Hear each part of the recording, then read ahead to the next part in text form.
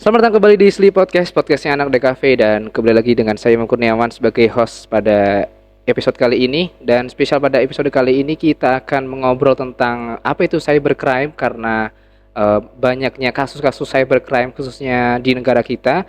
Dan saya juga ingin mengucapkan selamat tahun baru 2024 untuk teman-teman subscriber semua, karena kita telah melewati 2023 yang sangat seperti itu.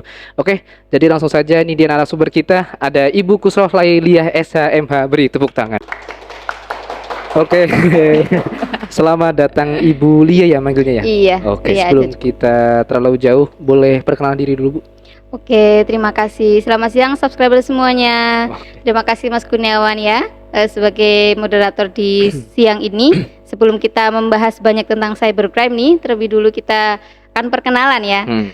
Nama saya Kusroh Lailiah. Saya salah satu dosen di Fakultas Hukum Universitas Slamet Sri. Basicnya sebenarnya konsentrasi saya hukum tata negara, tapi kalau di hukum ya semua memang harus tahu, termasuk juga tentang cybercrime ini. Jadi singkatnya panggil saya Bu Lia, cukup gitu aja. Bu Lia aja. Oke. Cukup ya perkenalannya ya? Cukup? Ya, saya mau nanya domisili mana, Bu? Oh iya, oke. Domisili saya satu kecamatan, saya di Subah. Jadi Oke. memang saya orang lokal ini. Hmm. Orang lokal, jadi nggak terlalu jauh dari kampus. Oke, kalau saya boleh bertanya, untuk background pendidikannya sebelum jadi dosen apa, Bu?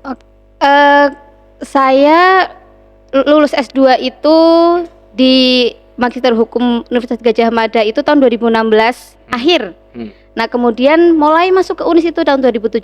Jadi memang sebenarnya sebelum jadi dosen memang sudah kerja di kantor hukum, tapi itu juga ya serabutan sambil mahasiswa sambil kuliah ya. Tapi untuk fokusnya kerja ya memang baru di dosen ini dari 2017 sampai sekarang 2023. Berarti sudah berapa tahun?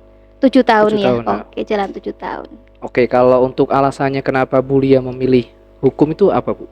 Kalau sebenarnya ceritanya kalau masuk hukum itu sebenarnya awalnya juga saya nggak minat masuk hukum awalnya ya. Oke. Ini adalah orang yang tersesat yang kemudian harus karena sudah terlanjur menyelam ya sudah mau tidak mau kita harus survive ya agar kita bisa selamat mengarungi arus ini. Jadi awalnya itu saya mau masuknya tuh pendidikan biologi, pendidikan fisika karena saya dulu suka banget dengan fisika. Basically saya IPA ya waktu itu. Terus ternyata di fisika itu nggak lulus karena waktu itu kan harus milih 3 jurusan, salah satunya hukum karena tak lihat trennya hukum kok cukup banyak peminatnya. Nah itu sebenarnya pilihan-pilihan yang alternatif sih. Saya juga tidak berharap dan tidak berpikir masuk ke hukum, tapi ternyata masuk hukum. Kemudian ya barangkali ini memang jalannya. Ternyata setelah dijalani kok seru, kok ternyata enak, kok pengen lanjut S2. Nah akhirnya jadilah saya sebagai orang lulusan hukum gitu. Jadi untuk teman-teman mungkin yang senasib dengan saya kemudian tersesat, enggak apa-apa, nikmati kesesatan itu. Ada kalanya ternyata sesat itu ketika kita tetap survive, kita menikmati, ya ternyata menyenangkan dan ya jalan rezekinya ternyata di sini. Gitu Mas Kurniawan. Saya tertarik dengan kata tersesat tadi ya. Bu Lia itu merasa tersesatnya itu dalam konteks apakah ini sesuai dengan minat saya atau tersesat dalam hal apa? Pastinya minat dulu, karena dulu saya itu ya nggak tahu ya, karena anak-anak SMA itu saya pikir ini adalah PR ya. Anak-anak SMA itu ketika masuk kuliah seperti saya itu dalam posisi nggak tahu apa-apa. Cuma basic hanya punya dasar, oh ilmu yang saya pengen aja. Waktu itu saya cuma bercerita pengen jadi guru. Seperti itu, guru kimia. Karena kenapa guru kimia? Karena kimia itu mata pelajaran yang paling saya senengin. Itu aja sebenarnya. Belum sampai mengarah saya mau jadi apa, pengen. Kalau sekarang kan anak-anak mungkin pengetahuannya lebih luas. Jadi artinya mereka masuk kuliah itu karena memang mereka punya satu tujuan.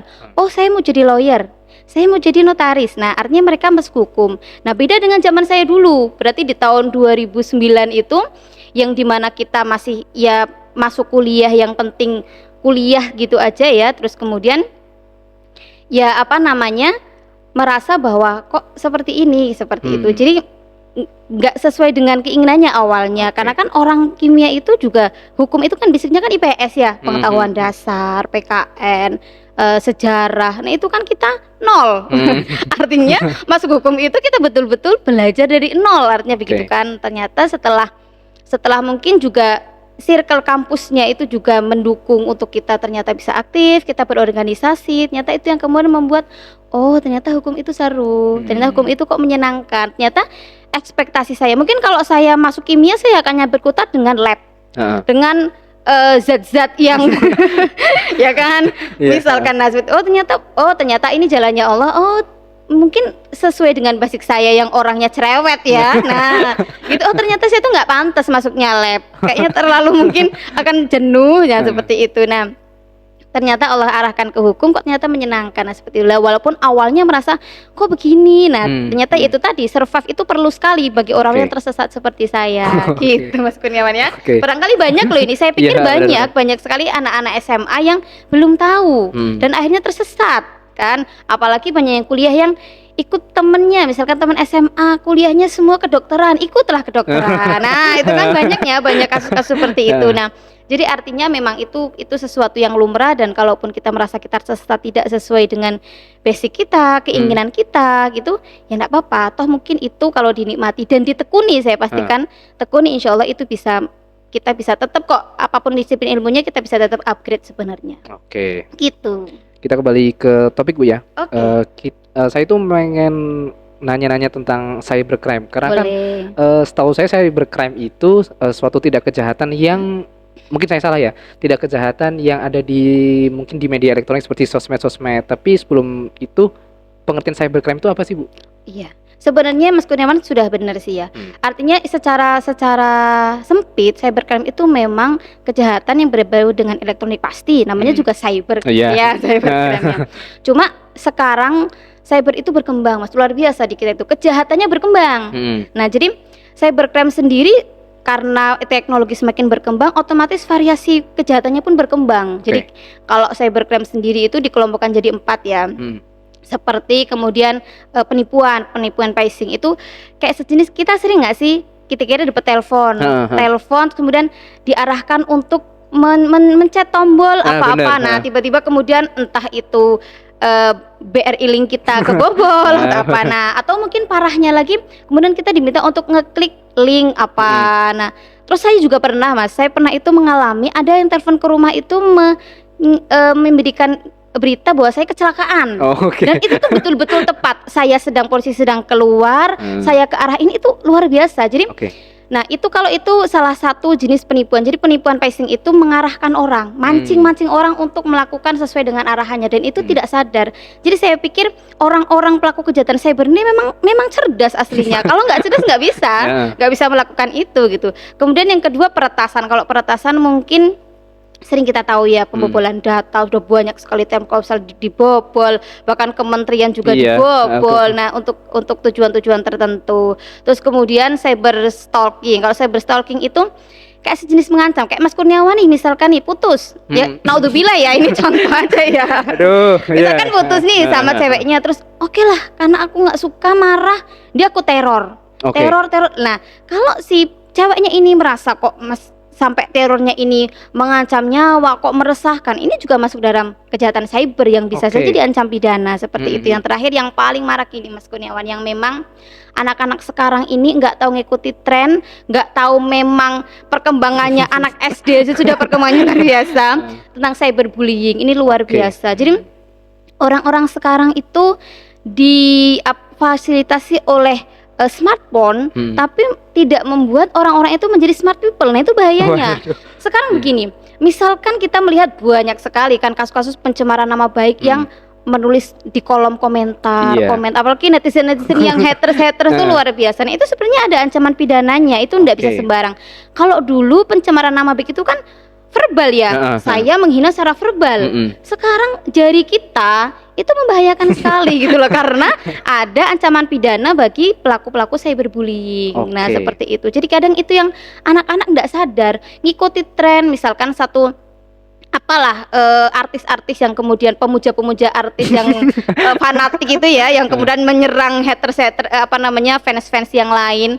Itu kan mereka nggak sadar bahwa pidana itu mengintai hanya untuk dasar aku biar keren, aku fansnya. Padahal fansnya aja nggak ngerti kan, nggak punya pengaruh apa, mau kita menghujat fans lain atau apa, tapi ke diri kitanya sendiri ternyata berpengaruhnya luar biasa. Nah, itu pengetahuan itu yang anak-anak sekarang itu nggak ngerti, tapi dia melakukan. Nah, itu bahayanya di situ. Makanya perkembangan cyber ini luar biasa menurut saya, Mas. Jadi orang tua semua memang harus betul-betul mengawasi karena pelakunya justru anak-anak yang belum dewasa kan begitu kan. Anak-anak yang dewasa saya pikir sudah tidak fokusin ke hal-hal seperti itu, tapi anak-anak yang belum dewasa yang menggunakan gadget tanpa kontrol, nah itu yang menurut saya porsinya di situ kuncinya. Jadi bahaya sekali menurut saya kalau ini kemudian berlarut-larut. Makanya polisi kan sekarang banyak sekali disibukkan dengan kasus-kasus yang mencemar nama baik. Sekarang orang mencemarkan nama baik itu bagaimana? Jarang sekali pencemaran baik secara verbal itu jarang. Yang banyaknya itu komentar-komentar yang menyudutkan, yang itu banyak kan. Kita banyak ya lihat artis-artis. Nah, itu sebenarnya sekarang juga ya mengganggu kepolisian juga karena polisi kan seharusnya disibukkan dengan kasus-kasus yang memang krusial ya. Tapi ya walaupun itu memang harus ditangani juga. Cuma kan menjadikan kemudian undang-undang ini seperti dimanfaatkan oleh beberapa oknum. Misalkan saya merasa kok saya begini dicemarkan nama baiknya karena saya dilindungi hukum, oke lah saya akan lapor polisi. Nah seperti itu. Jadi apa perkembangan itu yang kemudian harus kita edukasi sebenarnya, dan itu melibatkan banyak pihak, orang tua, sekolah, karena anak-anak usia sekolah, kepolisian dan lain sebagainya. Itu perkembangan cyber itu luar biasa keren menurut saya, Mas Kurniawan. Oke, berarti cybercrime itu lebih ke medianya Bu ya? Yes, sama aja tidak sekali. Kejahatan berarti kan cuma karena medianya. Nah, betul. Jadi kalau kejahatan itu kan ada konvensional, ada yang cyber ini. Nah, seperti itu. Jadi yang cyber sesuatu pokoknya kejahatan apapun yang lewat media. Baik itu telepon, SMS, terus kemudian media sosial. Nah, seperti itu tuh cybercrime begitu. Oke, tapi kalau dari awal kemunculannya itu apakah ini sudah lama apakah baru ketahuan sekarang Bu bahwa ada cybercrime seperti ini? Jadi kan kalau di dalam satu asas pidana ya, kita nyambung pidana ya karena ini saya. Jadi kalau nyambung soal pidana itu ada namanya asas pidana itu yang tidak akan ada pidana sebelum tindak pidana sebelum ada aturan yang mengaturnya. Jadi kan cybercrime ini kan pedoman atau payung hukumnya Undang-Undang 11 2008. Artinya undang-undang ini muncul di 2008. Sebenarnya saya yakin sekali perilaku tindakan cyber ini sudah muncul lama sebelum di Undang-Undang 2008 karena sudah banyak sekali. Misalkan seperti ngirim chat atau WA yang tidak baik dan seperti itu kan pasti sudah terjadi lama-lama. Seperti itu sudah dulu. Cuma kemudian ini dianggap sebagai sebuah tindak pidana setelah ada peraturannya. Setelah muncul Undang-Undang 11 2008 itu barulah klasifikasi itu dianggap sebagai sebuah kejahatan yang bisa dipidana.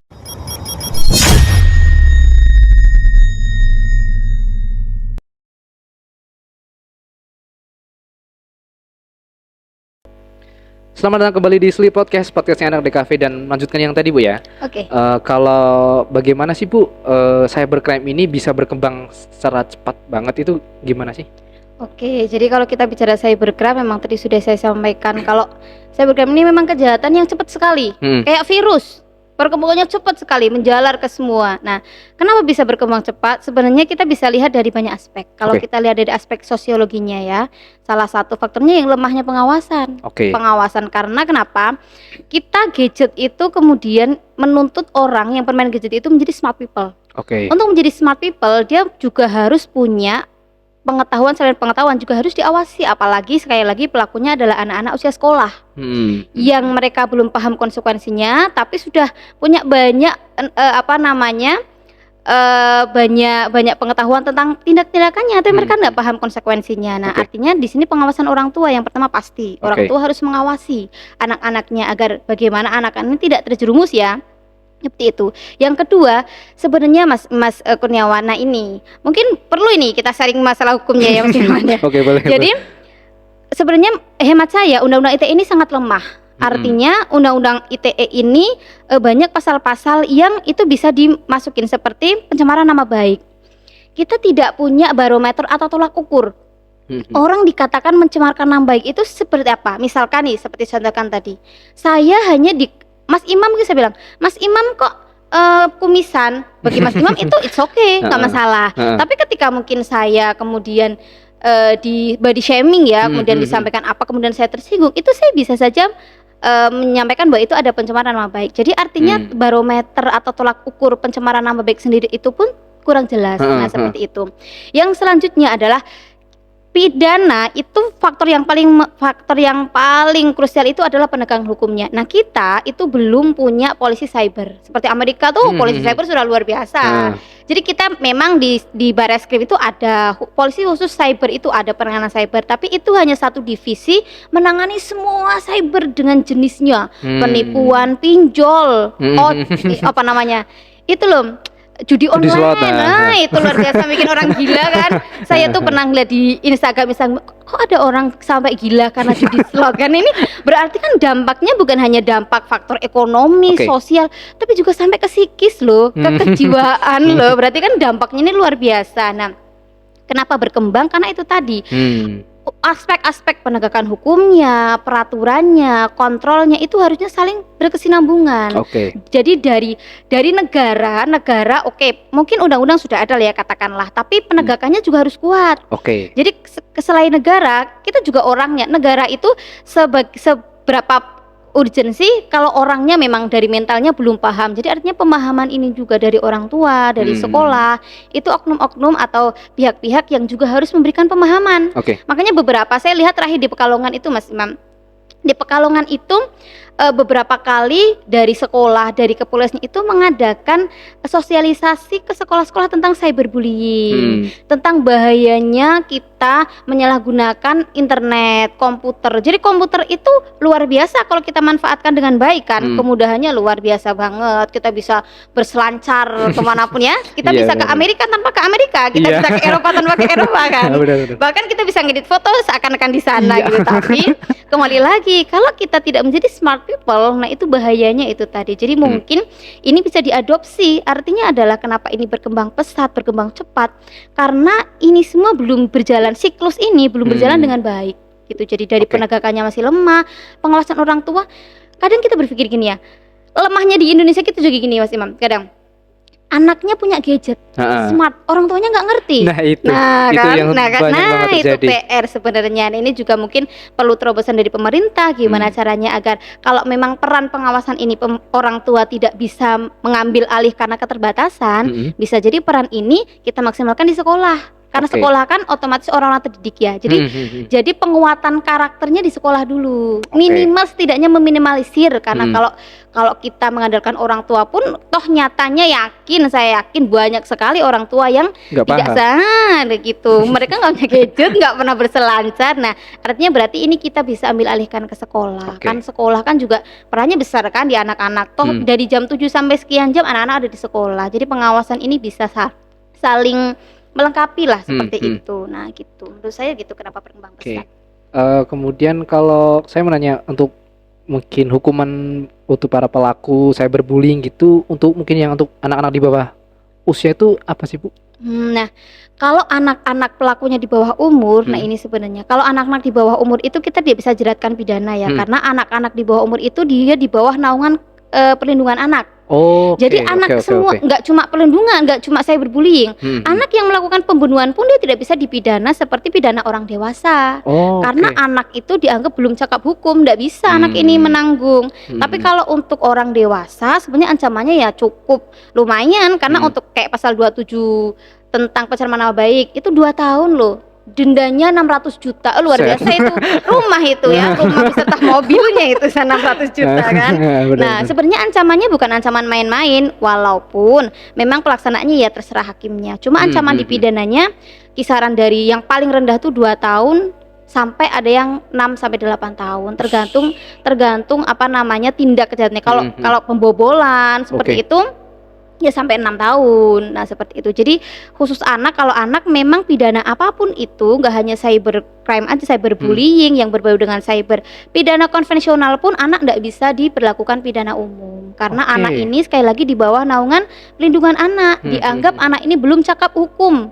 Jadi nggak bisa dia kayak orang gila lah. Orang gila pun mau bunuh orang pun kan nggak bisa kan. Orang gila dipidanakan nggak bisa. Jadi artinya ada beberapa golongan yang dianggap belum cakap hukum. Jadi ketika dia melakukan tindakan hukum, tindak pidana, ya dia paling rehabilitasi, terus kemudian pembinaan, nah seperti itu. Jadi kalau untuk anak dan dewasa beda. Cuma kalau untuk dewasa memang ancamannya lumayan 2 tahun. Kalau mau merasakan prodeo 2 tahun boleh itu. Boleh lah ini berselancar ketik-ketik apa gitu, iseng-iseng itu boleh gitu ya. Oke. Kalau mau nyoba. Tapi kalau karena kan saya juga kan sering ketemu kasus-kasus gitu kan, cyberbullying yang akhirnya korbannya akhirnya depresi terus akhirnya bunuh diri. Tapi sebelum itu mari kita tutup dulu karena akan ada iklan, jadi jangan kemana-mana, tetap di Sleep Podcast. Oke.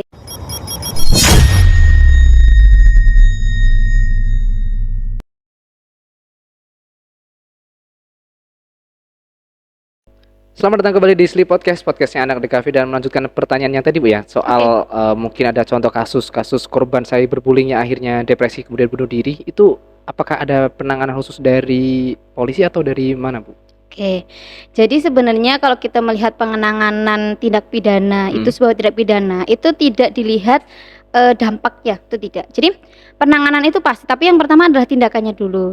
Kita lihat dulu. Misalkan tindak pidana pencemaran nama baik, ketika dia sudah memenuhi unsur pencemaran nama baik, maka kemudian pidana bisa diterapkan. Oke. Nah, kalau ternyata jadi di pidana itu kan aspeknya banyak, penegakannya dulu, terus kemudian baru setelah itu ke korbannya, karena korban dan saksi pun kan harus ada pelindungannya ya. Nah, penanganan korban yang apalagi sampai gangguan jiwa itu pasti ada pendampingan psikolog, itu pasti, tapi itu di luar daripada penegakan hukum. Jadi memang kalau penegakan hukum itu kita fokuskan kepada pelakunya. Pelakunya ini memenuhi enggak unsur pidananya, memenuhi enggak unsur peretasan, memenuhi enggak unsur pencemaran nama baik. Kalau memang memenuhi, maka tindak pidana bisa diterapkan. Maka mulai dari penyidikan sampai persidangan.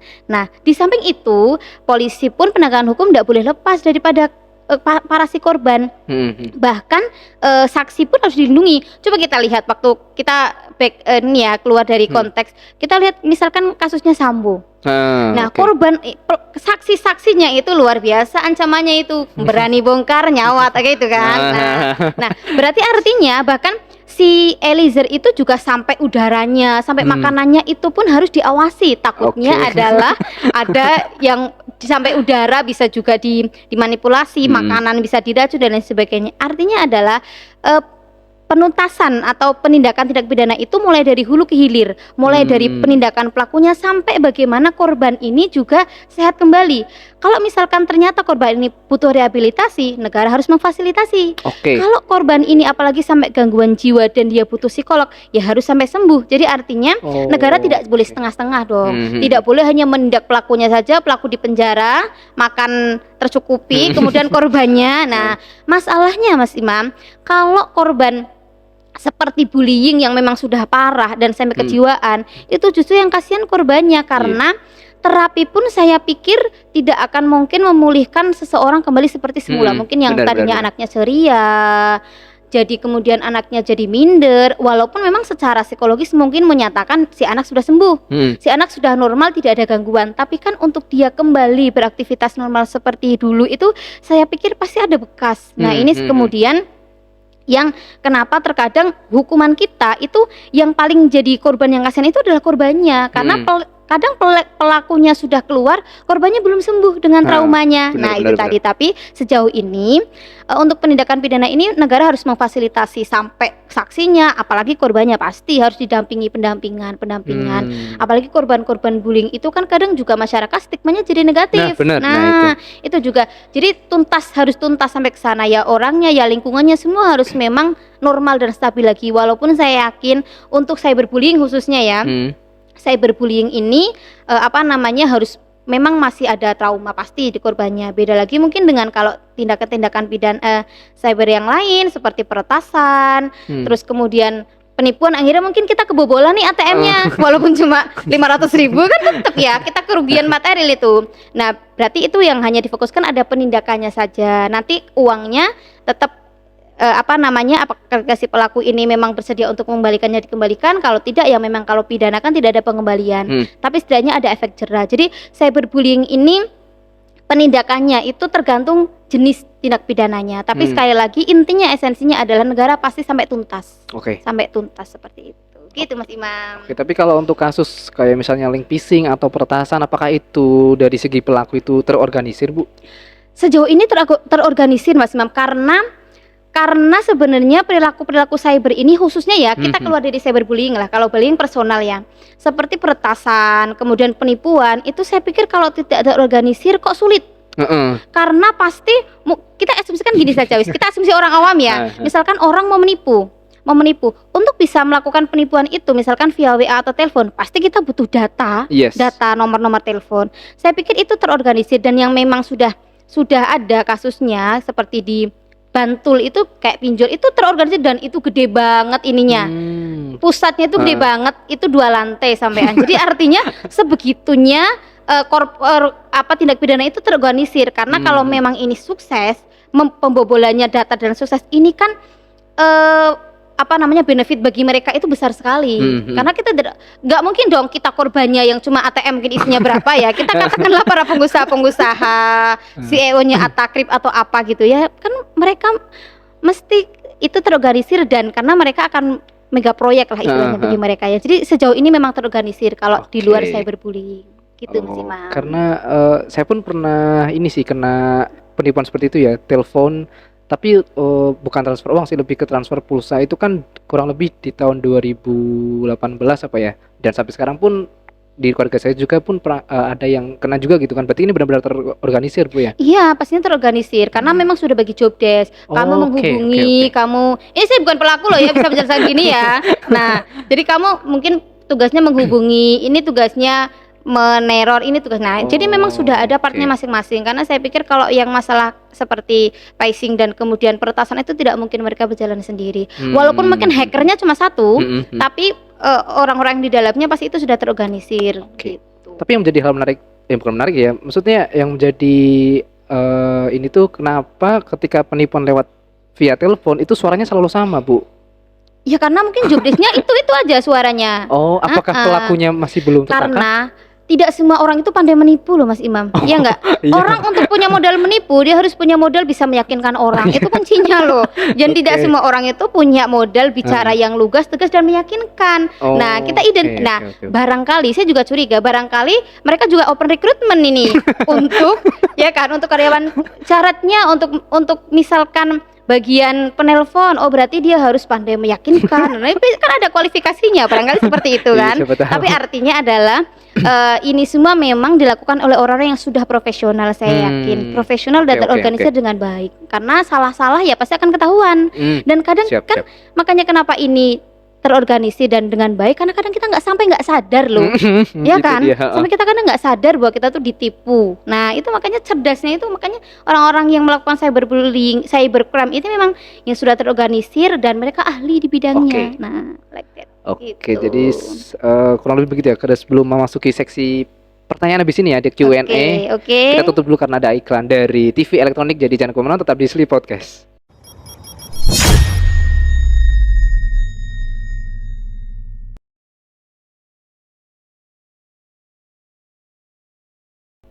Selamat datang kembali di Sleep Podcast, podcastnya anak DKV, dan sayang sekali kita sudah berada di penghujung acara. Padahal saya masih mau bertanya-tanya banyak, Bu ya. Sayang sekali. Kita dapat 3.750 pertanyaan, tapi kita ambil ya 5 saja lah ya. Pertanyaan pertama dari @r_aditya Anya 3. Menurut Ibu, apa saja usaha yang telah dilakukan untuk mencegah dan mengatasi cybercrime? Langsung dijawab ya? Iya, langsung. Jadi usahanya yang pasti yang pertama bentuk regulasinya.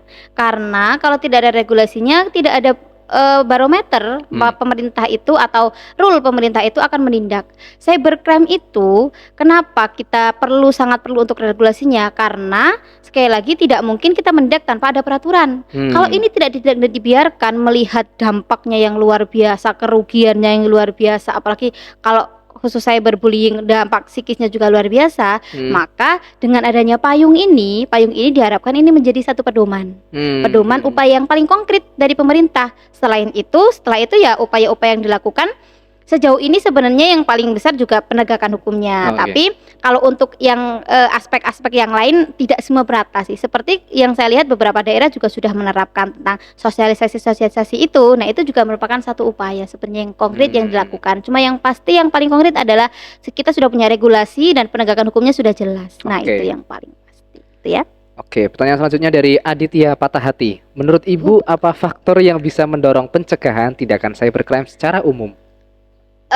Faktor yang paling umum pencegahan cybercrime itu yang pasti harus satu meningkatkan kehati-hatian. Itu yang pasti ya.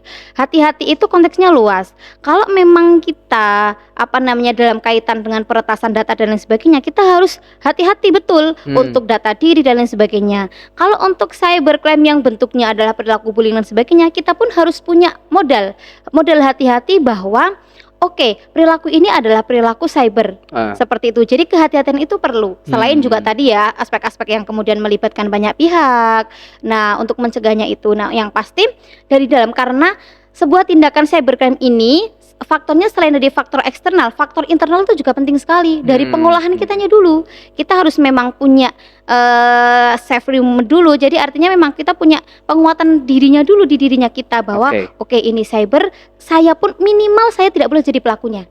Minimal saya berhati-hati menggunakan jari saya. Minimal saya punya pengetahuan bahwa dengan identitas ini harus saya hati-hati. Minimal HP tidak boleh saya sembarangan. Minimal saya tidak boleh memproduksi sesuatu yang kemudian hari akan merugikan saya, misalkan foto yang itu bahaya sekali itu. Nah, dari kita mawas diri dulu, dari kehati-hatian itu dulu, itu paling bisa meminimalisir. Selain dari faktor eksternal ya, kalau faktor eksternal ya dari pemerintah itu tadi dan orang tua juga sekolah seperti itu. Oke. Selanjutnya pertanyaan dari Lina _ sayang kamu.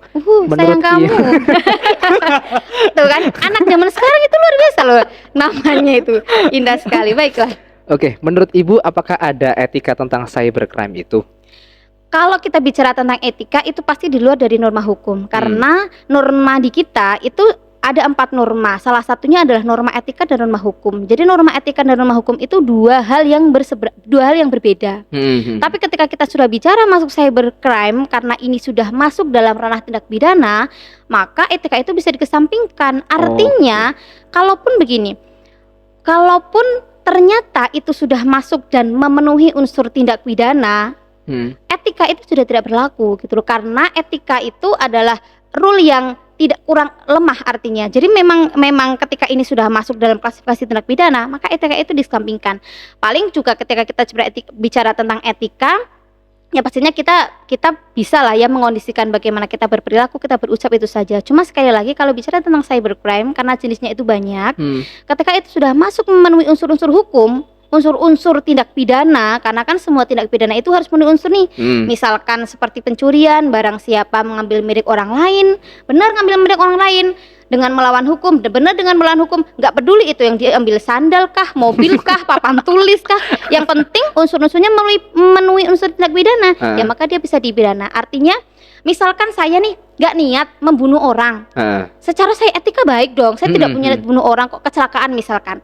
Tapi kecelakaan itu kenapa kok orang kemudian bisa dipidana? Karena kan dia memenuhi unsurnya, barang siapa, atas kelalaiannya menyebabkan nyawa orang menghilang.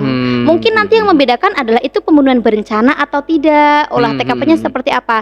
Tapi seketika unsur itu terpenuhi, ya maka etika dikesampingkan. Jadi dalam hukum pidana itu tidak mengenal niat, tapi yang dilihat itu adalah unsurnya. Mau niat kita baik, kalau ternyata memenuhi klasifikasi tindak pidana ya tetap bisa dijerat pidana. Seperti itu. Oke, pertanyaan selanjutnya dari @selflove123. Kan? Love terus ya dari tadi ya. Sumpah anak-anak. Izin tanya Kak. Loh kok Kak siapa? Kak Lia mungkin ya? Boleh. Ini saya suka ini. Sudah menggugah semangat ini. Oke, izin tanya Kak, apa hukuman bagi pelaku cybercrime? Nah, itu tadi sudah kita jelaskan ya, bahwa cybercrime itu adalah hukuman yang paling ringannya itu dari 2 tahun sampai 6 tahun, tergantung tindakannya itu apa. Jadi kan di Undang-Undang ITE itu murni pure, itu ada berapa ratus pasal itu mengatur tentang tindakan cybercrime ini. Nah, jadi masing-masing tindakan, mulai misalkan peretasan, terus cyber stalking, cyber itu masing-masing tindak pidananya. Tapi yang pasti dari minimal pidana 2 tahun sampai 8 tahun. Itu minimal ancaman pidananya. Jadi lumayan. Itu boleh dicoba kalau mau dicoba. Enggak dulu. Gitu ya. Jadi Oke. itu ancaman pidananya. Selanjutnya dari @pedagang_kue putu. Menurut Ibu, apa yang menjadi kerugian yang ditimbulkan akibat adanya cybercrime? Banyak sekali. Kerugiannya itu masif menurut saya. Kerugiannya to be continue, dan katakanlah misalkan kita data dibobol. Kemudian peretasan data. Tindak pidana cybercrime-nya itu kan hanya peretasan datanya itu kan. Data kita dicuri. Tapi setelah data itu kita dicuri, apa yang dilakukan? Barangkali itu disalahgunakan untuk pinjaman ojol, yang akhirnya kita harus membayar yang tidak kita lakukan. Nah, misalkan itu salah satu yang peretasan. Mungkin juga kita melihat misalkan cyberbullying yang ternyata itu dampaknya ke psikologis kita ternyata terguncang, yang akhirnya mungkin kejiwaan terganggu. Nah, artinya kerugian ini kerugian secara materi. Kalau misalkan kita kaitannya dengan pembobolan pasti materi ya. Tapi kerugian imateri ini yang tidak ada batasnya, tidak ada tolak ukurnya, dan masif sekali seperti itu. Jadi kalau kerugian materi bisa kita hitung secara kalkulasi kan, tapi imateri ini yang dampaknya sangat besar, bahkan sampai ke kerugian psikis. Nah, itu yang bahayanya seperti itu. Serem juga ya ternyata ya. Ya, serem banget. Oke, yang terakhir ada kesimpulan Bu atau pesan-pesan buat teman-teman semua yang nonton? Oke, kesimpulannya adalah YouTuber teman-teman semua, teknologi sekarang ini semakin canggih, tapi dengan kecanggihan itu menuntut kita juga untuk menjadi smart people. Artinya kalau kita tidak menjadi smart people, smartphone yang kita pegang itu justru akan mengancam kita gitu. Jadi yuk mari jadi orang yang cerdas bermedia sosial, gunakan media sosial ini sebagaimana seharusnya, karena kalau kita menggunakan ini dengan baik, sungguh manfaatnya sangat luar biasa. Jadi jangan sampai kita ikut-ikutan dengan arus yang memang justru akan merugikan kita. So, smartphone untuk menjadikan kita jadi smart people. Asik. Oke, yang terakhir Bu dari saya, sepertinya saya mulai tertarik dengan dunia hukum Bu ya. Oh baik. Ada cara nggak sih Bu biar bisa kayak Bulia ini? Nah, bagi teman-teman nih seperti Mas Imam nih yang basicnya bukan hukum tapi kok ternyata hukum tuh asik. Nah, oke, boleh nih bergabung di Fakultas Hukum Universitas Al-Azhar. Nanti belajar dengan saya, kita diskusi, kita akan membedah banyak kasus yang ada di Indonesia. Tertarik? Segera daftarkan diri kalian ke Fakultas Hukum Universitas Al-Azhar. Oke. Gitu. Nanti ketemu dengan saya setiap hari. Gitu ya. Oke, jadi mungkin itu saja untuk video kali ini, untuk episode kali ini. Jadi jangan lupa untuk teman-teman subscribe channel YouTube ini dan follow Instagram Bulia. Ada Instagram? Ada. Nah, jangan lupa di follow, nanti ditempel di sini namanya. Siap, oke. Jangan lupa untuk subscribe, kemudian follow IG-nya Bulia, terus IG Sleepopia, dan jangan kemana-mana karena setelah ini akan ada video-video keren lainnya. Jadi tetap di Sleep Podcast. Bye-bye. Bye-bye. Terima kasih Mas Imam.